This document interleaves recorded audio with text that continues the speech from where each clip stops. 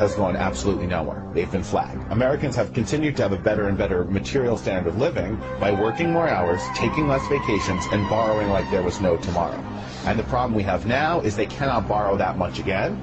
And if Americans don't borrow and their wages don't go up, and they're not significantly going up, then Americans have to buy a lot less of the world's goods. This becomes a problem because 70% of the U.S. GDP is private consumption, and America is 22% of the world.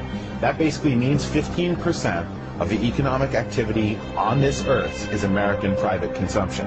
If that turns down, which it has, and if it stays down, which it likely will, this means we've basically pushed down the level of economic activity for all 6.2 billion people on earth.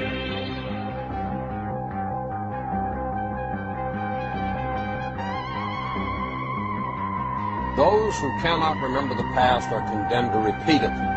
David Walker's the Comptroller General of the United States, the head of a nonpartisan government accountability office, and he says that's a warning that's worth heeding. In a recent speech reported in the Financial Times, Walker says the United States could face the same fate as the Roman Empire if we don't change our ways, and soon. Walker says the U.S. is on a, quote, burning platform. Our overstretched military, growing debt, underfunded health care, and lack of immigration policy could all contribute to our downfall unless we summon the national will to act.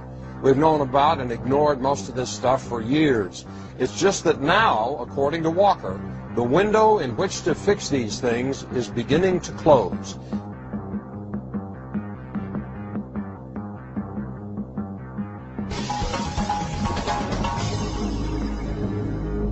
The future will be a total disaster with the collapse of our capitalistic system as we know it today, wars, massive government debt defaults, and the impoverishment of large segments of Western society.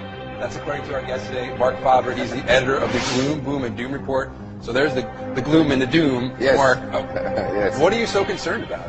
Government debt is rising everywhere. We have stimulus packages. We have central banks that basically will print money, not just here in the United States. They have no other option and to keep the system going. And so this will be negative for the Western world compared to emerging economies. It's going to be the trigger. Well, you're talking about economic Armageddon yes, here. yes, absolutely. That I'm convinced. And that is, I mean, a high confidence prediction that the total collapse will come. And I'll explain how. The fiscal deficit of around $2 trillion will add, of course, to government debt.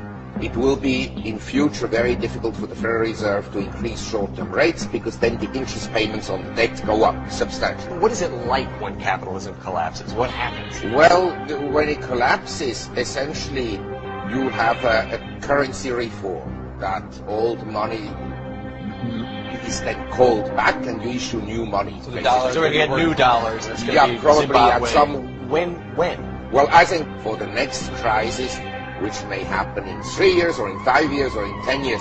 But one thing I want to stress, this crisis, nothing has been solved. That should be clear.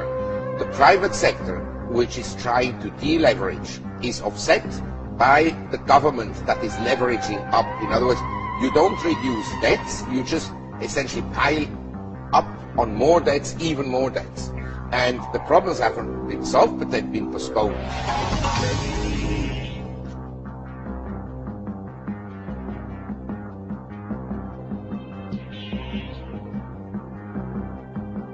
Back with Damon Vickers, Chief Investment Officer, 9 Points Capital Partners, staying with us live out of Seattle, Washington.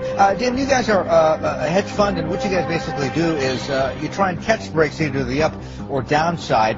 Apparently with oil, also with gold, you've done the timing pretty right. Currencies look weaker, all for the reasons that we talked about before. I mean, you've got huge wage disparities. I don't know how that inevitably resolves itself. It may resolve itself in some type of a global currency crisis. And then if the global currency crisis unfolds, then inevitably you get, I guess, an alignment under a global world government, a new global currency, and a new world order. So we may be moving towards that. Talk to us a little bit more about this currency crisis you see erupting. What does that assume about what's going to happen to the dollar? Well, it assumes that the dollar will utterly get